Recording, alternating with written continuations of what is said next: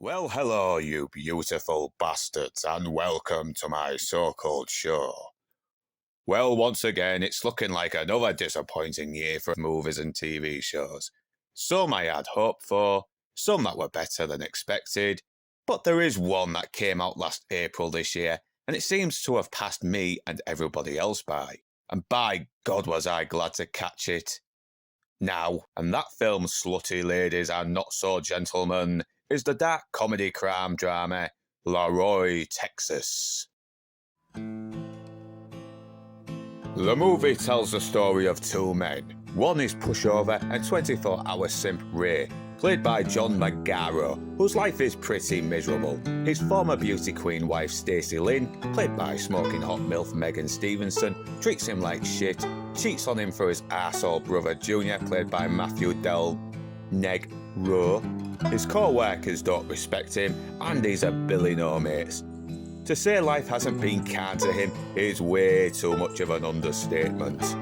Skip, played by Zahn, is a man who dreams of becoming a cop and is desperately trying to work as a PI, in the hopes of impressing the police force enough for a job.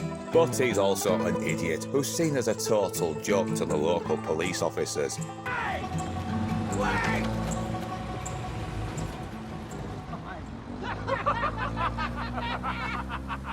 What the hell, Brett? Oh, I guess you shouldn't have parked in a handicap spot. I wasn't parked in a handicap spot. They don't even have a handicap spot.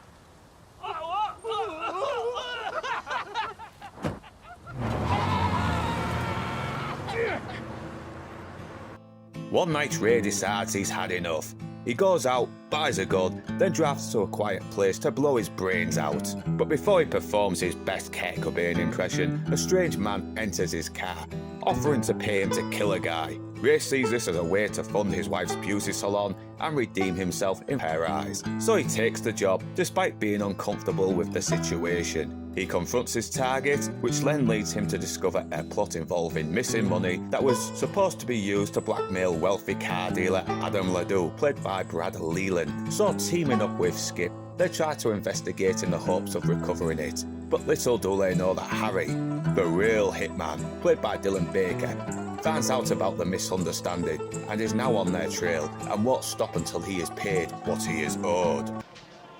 Shit. Laroy, Texas is one of those hidden gems that should have gotten more attention. Fuck's sake, doesn't anyone know how to market anymore? And it's a huge shame, as this is one of those rare times a film made this decade made me say, I fucking love this movie. From the creepy opening with Dylan Baker's Harry using the image of a mild-mannered man to hide his true self, to getting to know our characters visually without resorting to exposition dumps like most movies seem to do. He was in the Amazon with my mom when she was researching spiders right before she died. The laughs are dark, especially from Steve Zahn himself, like in this scene where Skip and Ray nearly kill a guy they're interrogating and have to revive him, only to stupidly repeat the same mistake. Shane Atkinson both wrote and directed this film, and he definitely shows he's a man who knows what he's doing. He allows his audience to absorb what is happening, helps us understand these characters and why they are the way they are, trusts his audience to be patient as well as building up the tension, with Harry closing in on Ray and Skip as they get deeper into the investigation. The film moves slow, yet it never drags. The dialogue is heavy, but never to a point where the characters become boring. Every actor plays their parts with enough conviction to make you sympathise with their characters, despite their flaws. Magaro convinces a suicidal Ray, and he genuinely comes across as a tragic figure. Yeah, his simping for his cheating wife can be annoying, but he's written so well and realistically to make you sympathise with him. Plus, it adds to his character arc, which leads to a pretty dark payoff. Stan plays a very likeable idiot, a man in over his head who acts without thinking, and just like Ray, he's constantly mocked, ridiculed, and taken for granted, but unlike Ray, he never gives up and is willing to prove himself no matter what. Even showing to care for Ray, encouraging him to take charge and stand up for himself. And as his journey with Ray progresses, he starts to show he may not be the fool everyone takes him for.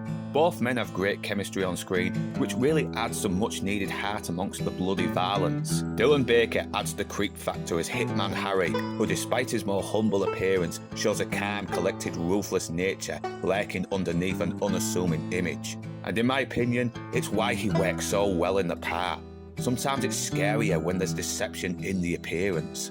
But he's also a man who upholds a code to his work, and is not one to tolerate anyone who dishonours his code. Great support from Negro as the arrogant junior who belittles Ray. But he had this huge crush on Sarah Fixler. She was this gothy vampire chick. So we're at this party, and Ray asked if I wouldn't mind talking to her for him. So I say, sure. I mean, I want to help my baby bro out, right? I swear to God, that's all I was planning on doing. But this girl, she is a total freak. And she's so grateful that I'm just like talking to her. She starts coming on to me. Poor Ray comes in, catches us. And lo and behold, suddenly he can speak. He shouts. You remember what you said, Ray? It was a long time ago, Junior. He shouts, you were supposed to talk to her, not finger banger. What a wanker. Stevenson convinces us Ray's unfaithful wife, struggling to come to terms with the fact her glory days as a beauty queen are now gone. Brad Leland and Darcy Green are also great as the blackmail victims, Adam and Midge Ledoux, and even though their screen time is short, they make the most of it. And yes, there are some flaws. Junior seems to be a two-dimensional arsehole, and don't get me wrong, Negro plays the part well, but he also came across more like a terrible friend more than a terrible brother. There was also one scene where a guy gets hit in the head, and despite appearing badly injured or dead, he ends up being okay, which takes away any sense of consequence compared to the other more violent moments throughout the movie. But the one thing that pisses me off more is you can't buy a physical copy anywhere. So far, you can buy digitally and that's it. Seriously, let's see a Blu-ray release. Oh wait, you can watch it free on YouTube. Which I will post in the link below, so be quick before those twats at YouTube take it down. There probably will be more comparisons to No Country for Old Men, which is unfair as, despite the Coen brothers classic being arguably more superior, this does seem to have more heart, while No Country was more nihilistic. Overall, it's a well-crafted, sharply written, well-acted dark comedy that to miss out on would be a crime.